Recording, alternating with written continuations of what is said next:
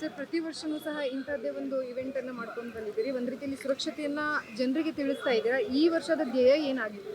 ಏನಿಲ್ಲ, ಪ್ರತಿ ವರ್ಷ ಕೂಡ ಸಾವಿರಾರು ಜನ ಈ ಥರದ ಒಂದು ಆಕ್ಸಿಡೆಂಟ್ಗಳಲ್ಲಿ ಡೆತ್ ಆಗೋದನ್ನು ಕಂಡಾಗ ಅದ್ರ ಬಗ್ಗೆ ಜಾಗೃತಿ ಮೂಡಿಸುವಂಥದ್ದು ಭಾಳ ಅವಶ್ಯಕತೆ ಇರುತ್ತೆ.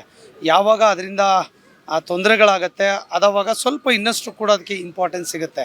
ಈಗ ನಾವು ಕಳೆದ ಹಲವಾರು ವರ್ಷಗಳಿಂದ ನಾವು ನೋಡಿದಂಥ ಸಂದರ್ಭದಲ್ಲಿ ಭಾಳಷ್ಟು ಕುಟುಂಬಗಳು ಸಾವು ನೋವುಗಳಿಗೆ ತುತ್ತಾಗುವುದನ್ನು ನೋಡಿದ್ದೇವೆ. ಸೊ ಹಾಗಾಗಿ ಆಟೋಮೆಟಿಕಲಿ ಆ ಥರದ ಸಂದರ್ಭ ಬಂದಾಗ ಅವೇರ್ನೆಸ್, ಕೇರ್ ಅಥವಾ ಅವ್ರಿಗೊಂದು ಇದ್ರ ಬಗ್ಗೆ ಗೈಡ್ ಮಾಡುವಂಥದ್ದು ಭಾಳ ಅವಶ್ಯಕತೆ ಇದೆ. ಆ ಹಿನ್ನೆಲೆಯಲ್ಲಿ ಇವತ್ತು ರಾಜ್ಯ ಮಟ್ಟದಲ್ಲಿ ಏನು 7 ಡೇಸ್ ಇದು ಸಪ್ತಾಹ ಪ್ರಾರಂಭ ಆಗ್ತಾಯಿದೆ. ಸೊ ಇದೇ ಥರ ಪ್ರತಿ ಜಿಲ್ಲೆಗಳಲ್ಲೂ ಕೂಡ ಆಗಬೇಕು. ಇವತ್ತು ಸೋಷಿಯಲ್ ಮೀಡಿಯಾದಲ್ಲಿ ಇವತ್ತೊಂದು ವಿಡಿಯೋವನ್ನು ಡಾಕ್ಯುಮೆಂಟ್ರಿ ಮಾಡಿ ಕೂಡ ಅದನ್ನು ಕೂಡ ಮಾಡಿದ್ದಾರೆ.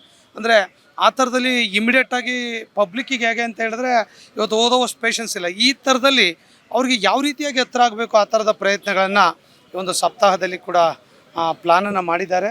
ವಿದ್ಯುತ್ ಪರಿವೀಕ್ಷಣಾ ಇಲಾಖೆ ಒಂದು ಒಳ್ಳೆಯ ಪ್ರಯತ್ನವನ್ನು ಮಾಡ್ತಾಯಿದೆ. ಖಂಡಿತ ಇದ್ರ ಮೂಲಕ ಅವೇರ್ನೆಸ್ ಸಿಗುತ್ತೆ ಅನ್ನುವಂಥದ್ದು ನನ್ನ ಅಭಿಪ್ರಾಯ.